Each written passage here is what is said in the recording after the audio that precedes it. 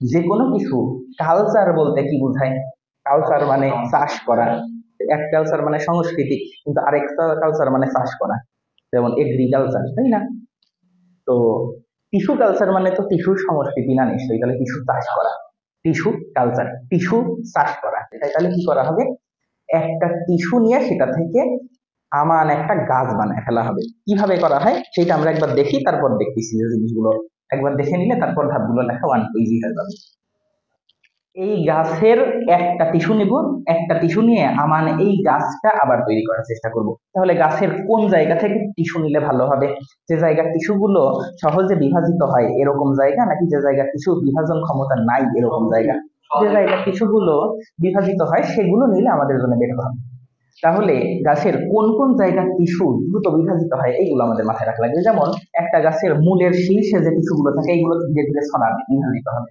আবার একটা গাছের পাতার শীর্ষে যে টিস্যুগুলো থাকবে সেইগুলো ধীরে ধীরে ছড়াবে, বিভাজিত হবে। এইগুলো খুবই দ্রুত বিভাজনক্ষম। এইগুলোকে যদি আমরা যা যা দরকার, কি কি দরকার আমরা একবার দেখবো, এইগুলো দিয়ে যদি সাপোর্ট দিতে পারি এইগুলো বিভাজিত হয়ে আমান একটা গাছ তৈরি করে ফেলবে। তাহলে এইরকম বিভাজনক্ষম একটা সুস্থ সবল টিস্যু নেওয়া লাগবে, রোগ বালাই থাকলে তো সমস্যা। তো এই ধরো পাতার শীর্ষ থেকে একটা সুস্থ সবল টিস্যু আমরা নেব। জাস্ট এখান থেকে এই গাছের একটা পাতা আনছি, একটা পাতা থেকে একটা টিস্যু আনবো। তো সেইখান থেকে গাছ তৈরি হবে, আমরা একটু পর দেখতেছি। তো ওই টিস্যুটা এনে আমরা কি করব? গবেষণাগারে সেই টিস্যুটা নিয়ে বৃদ্ধি করব। পাতার ওই একটা টিস্যু নিয়ে সেই টিস্যু থেকে গাছ তৈরি করবো। এখন সেই গাছটা তৈরি করার জন্য আমাদের তো ল্যাবরেটরিতে একটা মিডিয়াম লাগবে, একটা মাধ্যম লাগবে, মানে কোনো কিছুর ভিতরে গাছটা করা লাগবে। যার ভিতরে আমরা গাছটা করবো, ধরো এই যে এই একটা টেস্ট টিউব নিছি, এই বা বিকার নিছি, এইটার ভিতরে আমরা টিস্যুটা তৈরি করার ব্যবস্থা করব। এখন এইটা তো মাটি না, তাই না? তো এইটা যেহেতু মাটি না, এখানে টিস্যু দিলে সে টিস্যু যে বৃদ্ধি হবে তার কোনো গ্যারান্টি আছে? গ্যারান্টি তো নাই। তাহলে এই টিস্যুটা এখানে দিলে যেন বৃদ্ধি হয়, সেই জন্য যা যা দরকার সেই জিনিসগুলো এখানে আগে মিশায় নেওয়া লাগবে। একটা টিস্যুর বৃদ্ধির জন্য কি কি দরকার?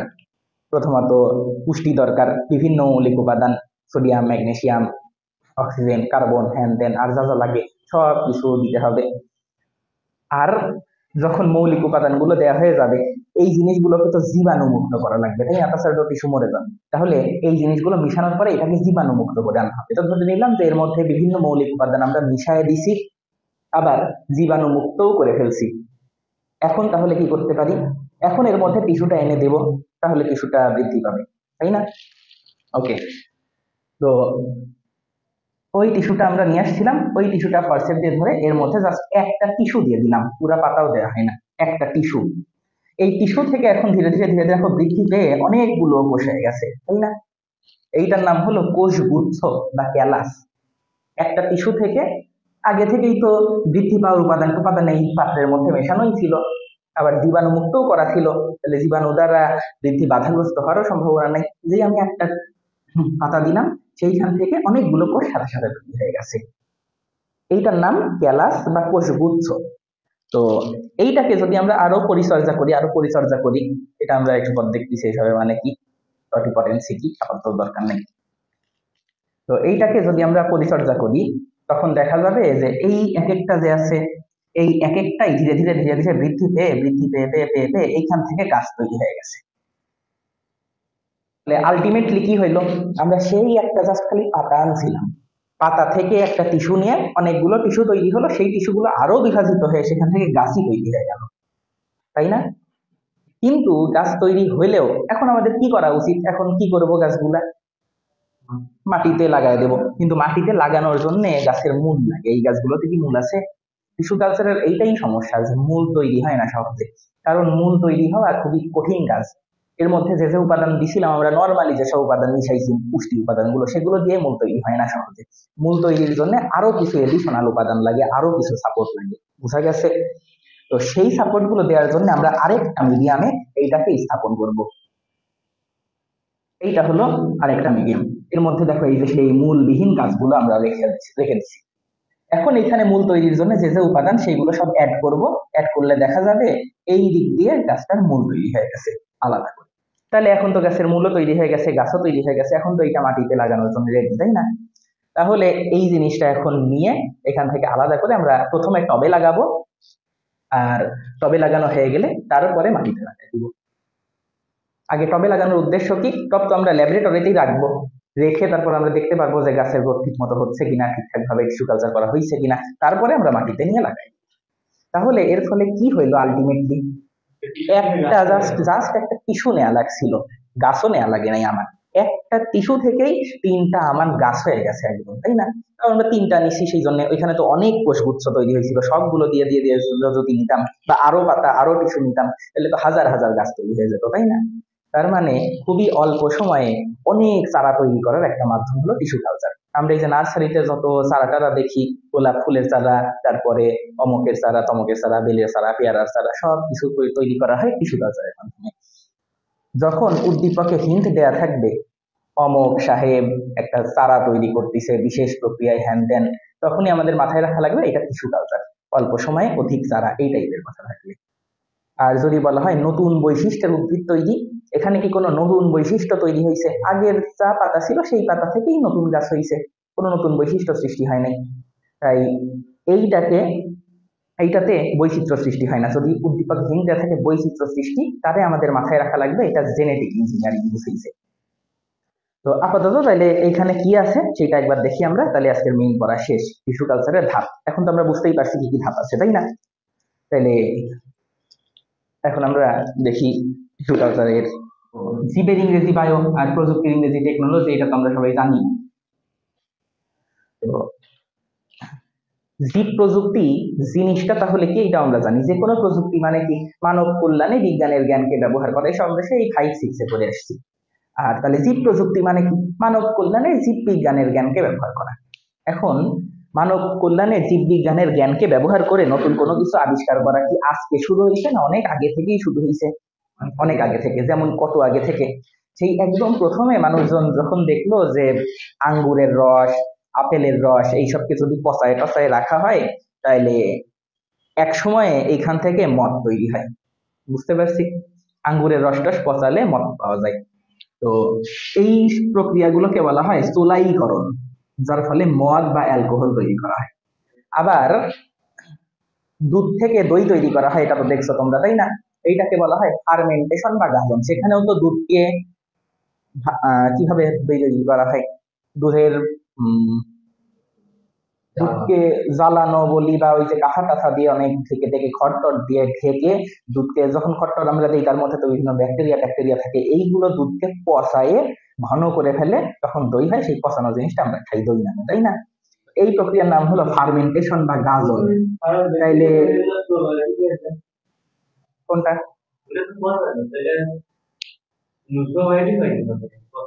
ওই ব্যাকটেরিয়া গুলো হলো ইকোলি ব্যাকটেরিয়া বা অন্যান্য যেসব ব্যাকটেরিয়া আছে, এগুলো তোমার শরীরের মধ্যেও আছে, এই জন্য সমস্যা হচ্ছে না। হ্যাঁ। তো চোলাইকরণ, গাজন, এইসব প্রক্রিয়াগুলো তাহলে অনেক বছর আগে তৈরি হয়েছে। মানুষ তো মদ খাওয়া সেই ভাত খাওয়ার আগে থেকে শুরু করছে, তাই না? তো চোলাইকরণ, গাজন এইগুলো হলো একদম প্রাচীনতম জীব প্রযুক্তি।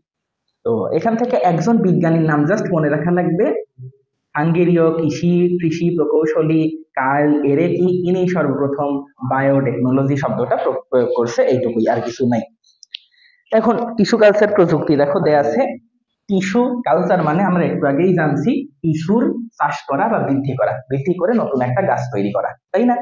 তাহলে সেটা কিভাবে করা হয় সেই জিনিসগুলো এখন আমরা আরেকবার দেখব। এইটা হলো একটা উদ্ভিদ, এই উদ্ভিদ থেকে আমরা কি নিছি? যে কোনো একটা টিস্যু যেটা বিভাজনক্ষম, এইরকম টিস্যু নিছি, একটা বিভাজনক্ষম টিস্যু ধরলাম। তুমি তো জানোই কোনটা বিভাজনক্ষম, মূলের শীর্ষে, কাণ্ডের শীর্ষে, পাতার শীর্ষে। হ্যাঁ, পাতা নিলেই তো হয়, আমরা তো পাতাই নেই। পাতারও আরো একদম শীর্ষের টিস্যু নেই। ভাজক টিস্যুর বৈশিষ্ট্য আছে কিছু, ভাজক টিস্যু গুলো কেমন হয়, সাই টিস্যু কেমন হয়, চেনা যায়, সব ইন্টারমিডিয়েটের পড়া ভিডিও দেওয়া আছে, দেখো।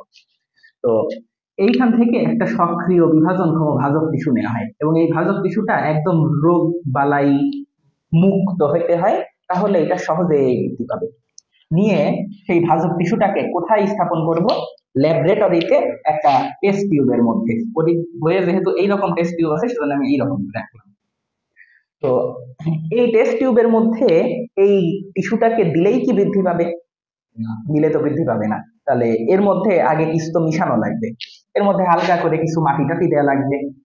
এখন এই মাটির মধ্যে আবার বিভিন্ন পুষ্টি উপাদান মেশানো লাগবে, যেমন ভিটামিন, সুক্রোজ, বিভিন্ন হরমোন, বিভিন্ন পুষ্টি উপাদান, মৌল। এইসব দিলেও এইগুলো তো সব ঘন হবে না। বাইরের মাটি যেরকম হয়, তুমি অল্প একটু মাটি টেস্ট টিউবে তুললে এটা কিরকম ঘন জমাট বেঁধে থাকবে, ছাড়া ছাড়া আলগা আলগা থাকবে। তাহলে এইটাকে জমাট বাঁধানো লাগবে। এইটাকে জমাট বাঁধানোর জন্য যে উপাদানের মধ্যে দেয়া হয় সেটার নাম হলো এগার। এগার, বুঝতে পারছি? জমাট বাঁধানোর জন্য এগার দেওয়া হয়। তো এরকম সবকিছু যখন দেয়া শেষ হয়ে গেছে তখন মোটামুটি সবকিছু তো রেডি। এখন টিস্যুটাকে এর মধ্যে দেয়া লাগবে, তাই না? কিন্তু দিলে দেখা যাবে যে এর মধ্যে অনেক জীবাণু আছে, সেই জীবাণুগুলো টিস্যুকে মেরে ফেলছে। তাহলে কি করা লাগবে? টিস্যু দেওয়ার আগেই এইটাকে জীবাণু মুক্ত করা হবে। তোমরা ওটা গুলাই ফেলো না যে জীবাণু মুক্ত কি আগে লিখবো না পরে লিখবো। টিস্যু দেওয়ার পরে যদি করো জীবাণু মুক্ত, জীবাণু মুক্ত করার আগেই তো টিস্যু মরেও যেতে পারে, তাই না? তার আগে জীবাণু মুক্ত করে নিয়ে নিল। এইটাকে জীবাণু মুক্ত করার জন্য একটা যন্ত্র লাগে। এই যন্ত্রটা মাইক্রোওভেনের মতো, মাইক্রোওভেনের মতো। এই যন্ত্রটার একটা নাম আছে,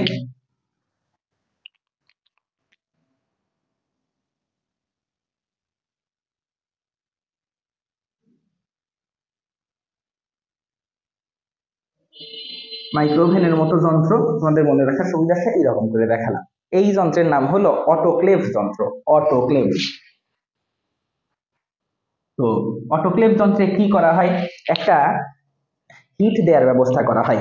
এর একটা নির্দিষ্ট তাপমাত্রাও আছে, 121 ডিগ্রি সেলসিয়াস তাপমাত্রা, আর 15 পাউন্ড/স্কয়ার ইঞ্চি চাপ।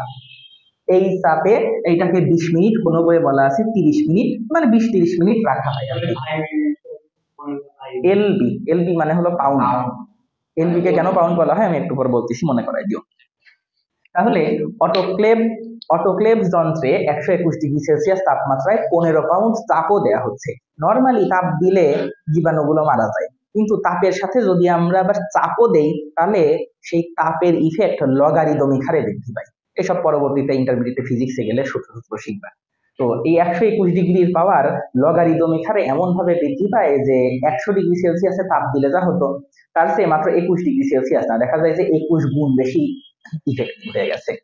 তাহলে তো এত বেশি যদি ইফেক্টিভ হয়, এত বেশি পরিমাণ যদি ডিস্ট্রাকটিভ অ্যাবিলিটি তৈরি হয়, তখন তাহলে তো ভিতরে আর কোনো জীবাণুই বেঁচে থাকবে না। যত ভাইরাস ব্যাকটেরিয়া যা ছিল সব মরে ছাপ হয়ে যাবে। নর্মাল পরিবেশে যেটা হইতো না সেটাও দেখা যাবে যে এখানে সেই সব ব্যাকটেরিয়াও ছাপ হয়ে গেছে। তাহলে তো এটা একদম ফ্রেশ এখন, তাই না? এখন এই জিনিসটাকে আমরা অটোক্লেভ যন্ত্র থেকে বের করে নিয়ে আসবো। তাহলে এখন এর মধ্যে সব পুষ্টি উপাদানও দেয়া আছে, জমাট বাঁধার জন্য এগারও দেয়া আছে, বিভিন্ন হরমোন টরমোন যা কিছু লাগে সবকিছু দেয়া আছে, এবং সেইগুলো জীবাণুমুক্তও করা আছে। তাহলে এখন আমরা টিস্যুটা এর মধ্যে দিয়ে দিতে পারি, তাই না? তো এখন ওই টিস্যুটা নিয়ে এসে এর মধ্যে স্থাপন করব। তো স্থাপন করলে দেখা যাবে এই টিস্যু থেকে প্রথমে অল্প কয়েকটা কোষ তৈরি হয়েছে, সেই কোষগুলো থেকে একটা চারা তৈরি হবে।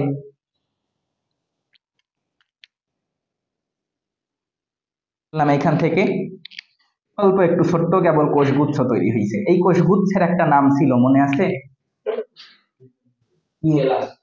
ক্যালাস। তাহলে এখানে কোষগুচ্ছ তৈরি হয়েছে বা ক্যালাস তৈরি হয়েছে। এই ক্যালাস থেকে, এইটা তো এখানে আসি আরো তো বৃদ্ধি পাবে, ক্যালাস থেকে এরপর কি তৈরি হবে আমরা একটু আগেই দেখলাম ভিডিওতে, মনে নাই? ক্যালাস থেকে ছোট চারা তৈরি হবে। সাইজ তুমি ভুলে গেছো নাকি? আচ্ছা, আবার দেখতেছি। তাহলে ক্যালাস থেকে এখন দেখা যাবে ছোট্ট চারা তৈরি হয়েছে। কিন্তু এই চারাতে একটা ডিফেক্ট আছে। কি ডিফেক্ট? মূল থাকে না সহজে, কারণ মূল তৈরি করার জন্য থাকতেও পারে কোনো কোনো গাছের ক্ষেত্রে, কিন্তু বেশিরভাগ ক্ষেত্রেই মূল তৈরি হয় না। তাহলে এখন আমরা কি করব? মূল তৈরি করার জন্য অন্য একটা মাধ্যম দিব।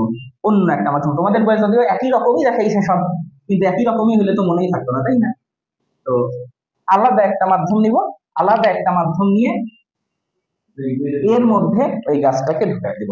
তখন দেখা যাবে যে এই গাছটায় আগে তো পাতা তৈরি হয়েছেই, এখন দেখা যাবে মূলও তৈরি হয়ে গেছে।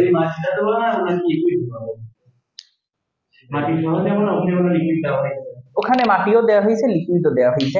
পুষ্টি উপাদান বা হরমোন যেগুলো দিবা এগুলো তো লিকুইড জিনিস, কিন্তু এটা বৃদ্ধি পাওয়ার জন্য তো আবার মাটি লাগবে, লিকুইডের মতো তো গাছ থাকবে না। তো এরপরে যখন হয়ে গেছে তখন আমরা প্রথমে এটাকে টবে লাগাবো। টবে লাগানোর পরে যদি দেখি হ্যাঁ ঠিকঠাক ভাবে বৃদ্ধি পাচ্ছে তখন আমরা মাটিতে লাগাই দিব। তাহলে এইখানে দেখো কয়েকটা ধাপ আছে। প্রথম ধাপ কি? প্রথম ধাপে আমরা একটা মাতৃ উদ্ভিদ নির্বাচন করছি। দেখছো 1 নম্বর ধাপ লেখা আছে মাতৃ উদ্ভিদ নির্বাচন। কেমন মাতৃ উদ্ভিদ হতে হবে? সুস্থ সবল, বিভাজনক্ষম। তারপরে আবাদ মাধ্যম তৈরি।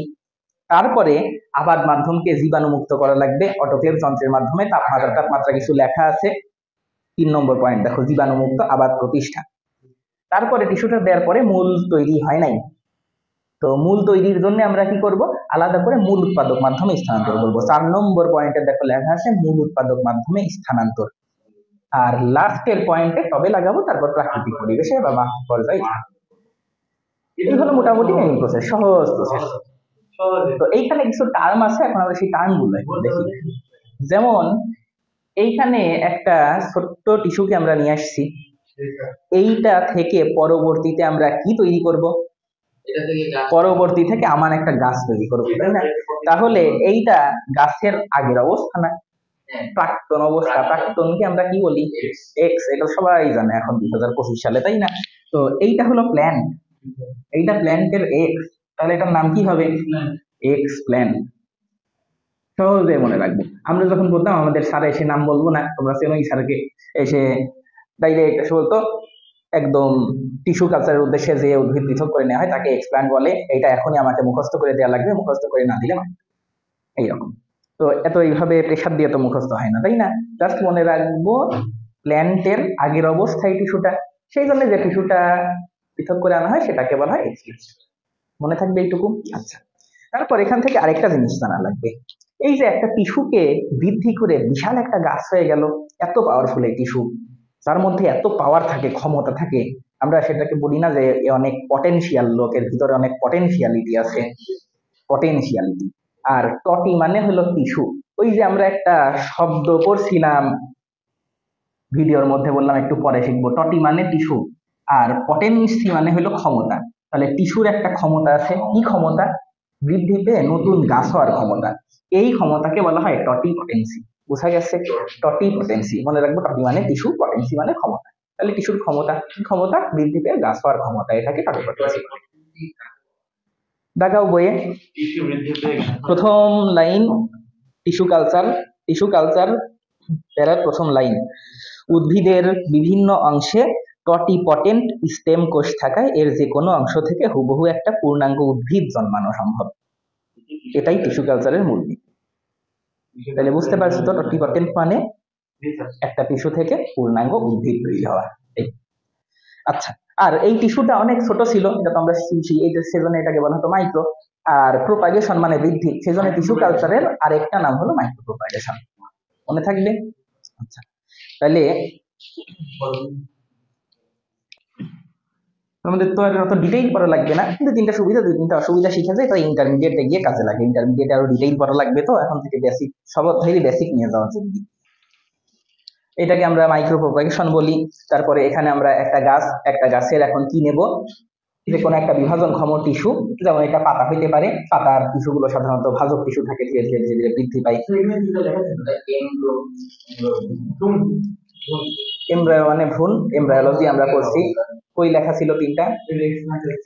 এক্সপ্লান্ট মানে হলো আমরা যে টিস্যুটা নিয়ে আসি। আর এইটা কোন কোন জায়গা থেকে আনা যায়? পাতা থেকে আনা যায়। মেরিস্টেম মানে যে কোনো ভাজক টিস্যু, যে কোনো ভাজক টিস্যু বা মেরিস্টেম থেকে আনা যায়। অথবা নতুন যে উদ্ভিদের কেবল ভ্রূণ হচ্ছে, ওই ভ্রূণটা তো কেবল একটা উদ্ভিদের ধরো গাছ বের হওয়া শুরু হয়েছে মাটিতে, ভ্রূণ অবস্থায়, এইটা তো বৃদ্ধি পাবে ধীরে ধীরে, তাই না? তার মানে এর মধ্যে যে টিস্যুগুলো আছে সেগুলো তো বিভাজনক্ষম ভাজক টিস্যু, বৃদ্ধি পায়। এর মধ্যে থেকে একটা টিস্যু আনতে পারি, বুঝতে পারছি? নিয়ে এসে তারপর আমরা বৃদ্ধি করবো, এবং এই টিস্যুটাকে আমরা বলবো এক্সপ্লান্ট।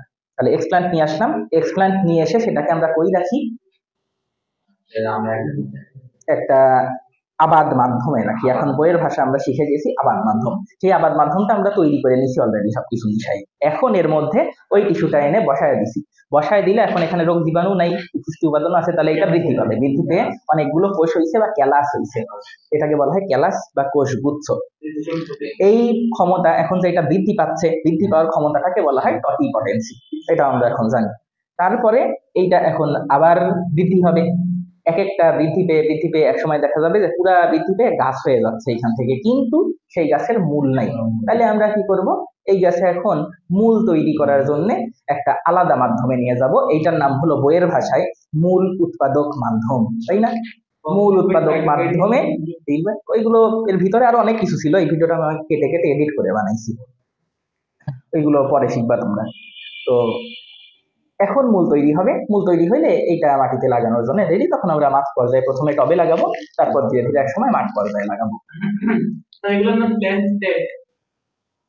ছোট ছোট প্ল্যান্ট, এই জন্য ছোট বুক হলে বুকলেট বলা হয় না, তারা বলা হয়, তো এটাকে, এটা তো আর গাছ হয় নাই এখন।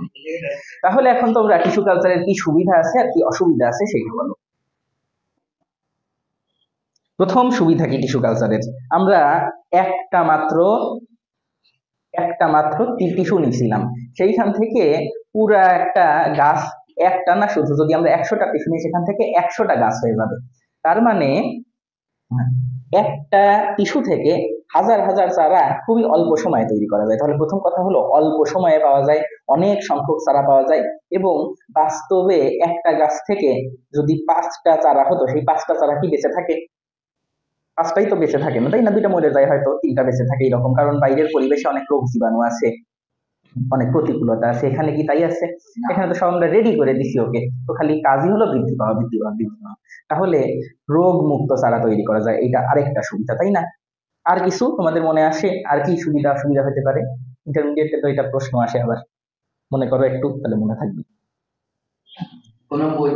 কোনো বৈচিত্র্য থাকে না, হ্যাঁ, মানে এটা তাহলে এইভাবে বলা লাগবে যে মাতৃ উদ্ভিদের অনুরূপ চারা পাওয়া যায়। কিন্তু আরো একটা জিনিস খেয়াল করো, আমি ক্লু দেই, একটা আমি এখন শীতকাল, কিন্তু আমি আম গাছ পাইতে চাই, আমের আটি নাই আমার কাছে। যে কোনো মৌসুমে চারা পাওয়া যায়। আমি যদি আম গাছ তৈরি করতে চাই প্রাকৃতিক ভাবে, তাহলে আমার আমের আটি লাগবে, গ্রীষ্মকালে আম খেয়ে আটি বের করে সেই আটি মাটিতে পুঁতে চারা করা লাগবে, তাই না? এত তো কাহিনী করার টাইমই নাই। আম গাছের একটা বিভাজনক্ষম টিস্যু এক্সপ্ল্যান্ট নিয়ে এসে যদি আমরা বৃদ্ধি করি, অনেক আম গাছ, একটা না শুধু অনেক আম গাছ হয়ে যাবো। এই প্রক্রিয়াই তো গবেষণাগারে অনেক চারা তৈরি করা হয়, তাই না? তো অর্থনৈতিক উন্নতি তো আছেই। এই জন্য দেখবা পিছনে যখন টিস্যু কালচারের ব্যবহার দেয়া আছে, এখানে অনেক কিছু লেখা আছে। একটা চন্দ্রমল্লিকা থেকে প্রায় 88 কোটি চন্দ্রমল্লিকা পাওয়া সম্ভব, অর্কিড থেকে 40,000 অনুচারা পাওয়া সম্ভব, হ্যান ত্যান, বাংলাদেশে অর্কিডের চারা, বেলের চারা এইসব তৈরি করা হয়। সব একবার পড়ার কথা পড়ে নিই। এখন টিস্যু কালচারের কি অসুবিধা আছে সেটা বলো দেখি। তোমাদের বইতে অসুবিধা নাই, কিন্তু ইন্টারমিডিয়েটে অসুবিধাও করা লাগবে। আইডিয়া নাই কি অসুবিধা হতে পারে? বৈচিত্র্য নাই, হ্যাঁ, সেটা বলতে পারো যে এখানে তো একই চারাই তৈরি হচ্ছে, উন্নত বৈশিষ্ট্য পাওয়া সম্ভব হচ্ছে না, তাই না? আমরা যদি দেশি আমের সাথে একটা বিদেশি আমের জিন মিক্স করে জেনেটিক ইঞ্জিনিয়ারিং করতাম, তাহলে দেখা যেত উন্নত বৈশিষ্ট্যের আম পাইছি আমরা, এখানে তা সম্ভব হচ্ছে না। গুড, সাইফের ভালো পয়েন্ট হচ্ছে। আর একটা ক্লু দেই আবার, আমরা অটোক্লেভ যন্ত্র দেখছিলাম ওভেনের মতো, অটোক্লেভ যন্ত্রের দাম কত হতে পারে আইডিয়া তোমাদের? একটা অটোক্লেভ যন্ত্রের দাম 40-50 লক্ষ টাকা। তাহলে এইবার তোমরা পরের পয়েন্ট বলো। এক্সপেন্সিভ প্রক্রিয়া, সব জায়গায় এটা সম্ভব না। আর অটোক্লেভ যন্ত্র নিশ্চয়ই আমাদের বাসার মাইক্রোওভেন প্লাগ লাগাই সুইচ দিয়ে দিলাম আর মাইক্রোওভেন অন হয়ে গেল, এইরকম না। তার জন্য প্রশিক্ষণ দরকার আছে, আর প্রশিক্ষণপ্রাপ্ত জনবলের দরকার আছে, সেসব আমাদের দেশে সম্ভব না।